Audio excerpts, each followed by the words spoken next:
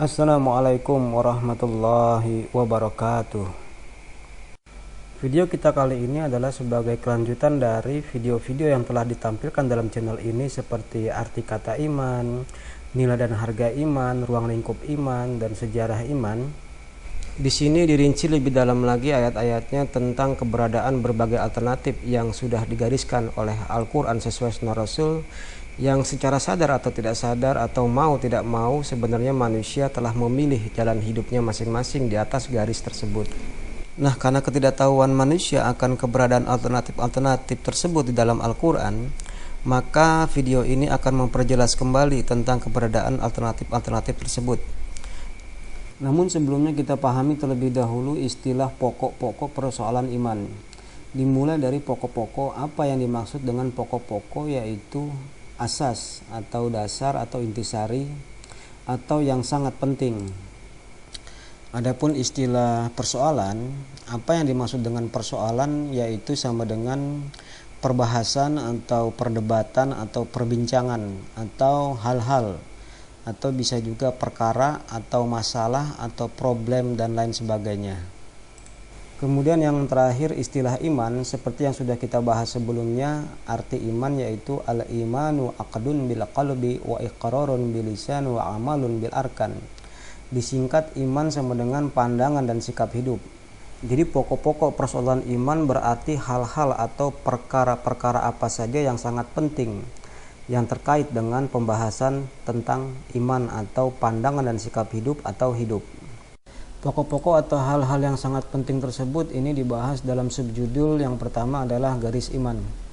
Nah, kenapa ini diistilahkan sebagai garis? Karena seperti penjelasan di awal video ini, bahwasanya manusia sebenarnya sudah menjalani atau meniti di atas garis yang sudah ditentukan Allah dalam Al-Quran sesuai sunnah Rasulnya. Dan secara matematis, garis itu juga merupakan deretan atau sekumpulan titik-titik yang sambung menyambung dan saling berhubungan. Sehingga garis iman adalah merupakan kumpulan titik tindakan atau sejumlah perbuatan yang sambung menyambung sampai dengan menjadi yang namanya iman atau pandangan dan sikap hidup atau hidup. Alhasil berarti siapapun yang mau memiliki atau mendapatkan iman, dia harus melalui garis iman tersebut. Singkatnya, siapapun yang mau hidup, dia harus meniti dalam garis iman tersebut. Dan sebaliknya, tanpa melalui garis iman ini, maka siapapun tidak akan mencapai iman atau mendapatkan iman yang sebenarnya.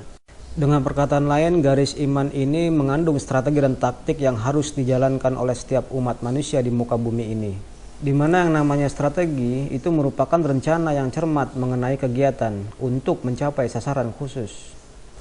Adapun taktik ini merupakan tindakan-tindakan yang bersistem untuk mencapai tujuan. Bisa disebut sebagai pelaksanaan dari strategi. Bahkan dalam salah satu buku yang berjudul On War yang ditulis oleh von Clausewitz, di sana tertulis definisi strategi dengan lebih ekstrim lagi, yaitu strategi is the use of management to action the object of the war. Strategi adalah sebuah penggunaan manajemen atau pengaturan atau pengelolaan untuk tindakan sebuah objek peperangan. Adapun definisi taktik dalam buku itu juga mengatakan taktik is the use of the right forces to situation management. Taktik adalah sebuah pengerahan kemampuan dari membaca kekuatan untuk manajemen atau pengaturan yang bersih. Singkatnya, strategi dan taktik iman ini adalah merupakan suatu jalan serta daya upaya untuk mencapainya. Dan di video sebelumnya yang berjudul nilai dan harga iman, itu terbagi dua menjadi nilai dan harga iman yang hak dan nilai dan harga iman yang batil. Nilai dan harga iman yang hak itu ditentukan oleh ajaran Allah, yaitu Al-Quran sesuai sunnah Rasulnya. Sebaliknya, nilai dan harga iman yang batil itu ditentukan oleh ajaran batil sesuai sunnah syayatin, yaitu bersikap negatif terhadap ajaran Allah sesuai sunnah Rasulnya. Nah, kedua-duanya baik nilai dan harga iman yang hak maupun yang batil ini terangkum dalam surat An-Nisa ayat 46. Minal ladzina hadu yuharrifuna al-kalima an mawadhi'ihi wa yaquluna sami'na wa asayna wasma' ghairu musma'in. Wara'ina layyan bi alasinatihim wa ta'nan fid din walau annahum qalu sami'na wa ata'na wasma' wanzurna lakana khairal lahum wa aqwama walakin la'anahumullahu bikufrihim fala yu'minuna illa qalila. Ayat 46 surat An-Nisa ini menggambarkan tipikal Yahudi dalam hal menanggapi atau mempelajari ajaran Allah yang kemudian mengajarkannya kepada halayak atau manusia lainnya. Ini bisa kita lihat dari minalladzina hadu yuharrifunal kalima an mawadhi'ihi. Sebagian orang-orang Yahudi yuharrifunal kalima, memutarbalik kalimat atau perkataan. Yang dimaksud di sini adalah perkataan Allah, yaitu ajaran Allah sesuai sunnah Rasulnya. An mawadhi'ihi, dari kedudukan yang sebenarnya. Kemudian di kalimat selanjutnya wa yaquluna sami'na wa asaina.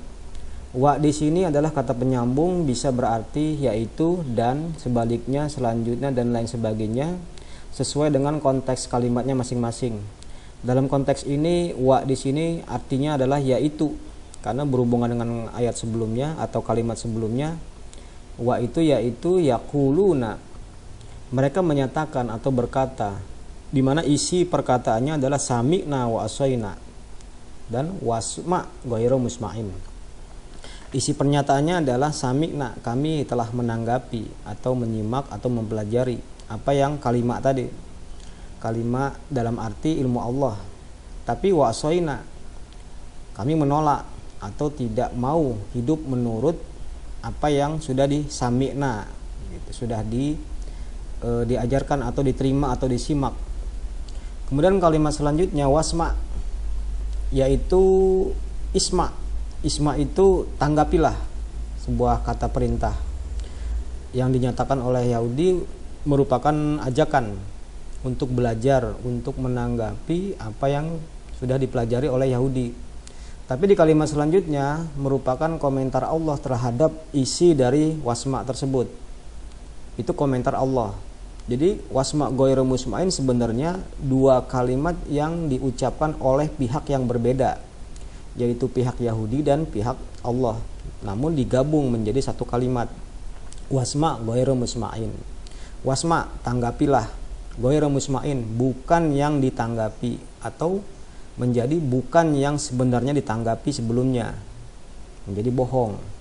Sampai di sini terlihat sekali bahwa inilah salah satu keunikan bahasa Al-Quran, di mana terkadang Allah mengutip dua kalimat yang berbeda dari dua pihak yang berbeda pula dan digabungkan menjadi satu kalimat. Inilah contoh seperti kalimat wasma ghairu musma'in, di mana wasma ini adalah pernyataan Yahudi atau perkataan Yahudi yang dikutip oleh Allah, merupakan ajakan kepada siapapun yang mau menanggapi.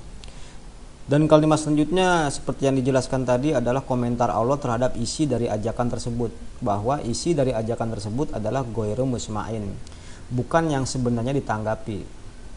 Demikian untuk sementara kita akhiri, di mana video-video yang ditampilkan dalam channel ini, termasuk video ini yang berjudul pokok-pokok persoalan iman, itu dibuat beberapa episode dan berdurasi pendek agar mempermudah para pemirsa channel ini dalam hal menyimak, meneliti, mencermati video-video tersebut, juga termasuk mempermudah dalam hal mendownloadnya.